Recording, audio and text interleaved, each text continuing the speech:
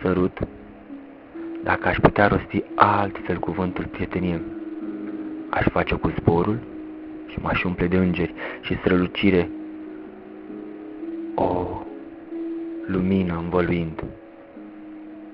Sărut, un ucigaș ne așteaptă. Acolo, în cartierul acela dosnic și rău famat, un ucigaș ne așteaptă.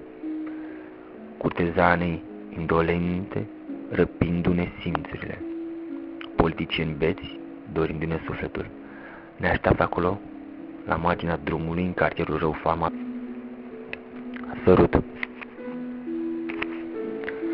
Cu cât sunt stelele mai îndepărtate, cu atât suntem noi mai aproape, Fecioară, cenușa uscată din marele cuptor cosmic.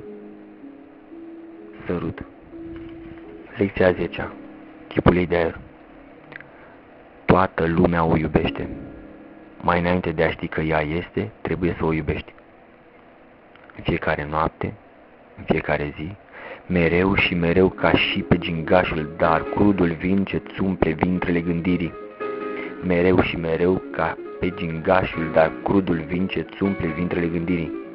Mereu și mereu ca pe gingașul, dar crudul vin ce-ți umple vintrele gândirii. Toată lumea o iubește. Este singura ce a scăpat carnajului sacru al trupului cu timpul.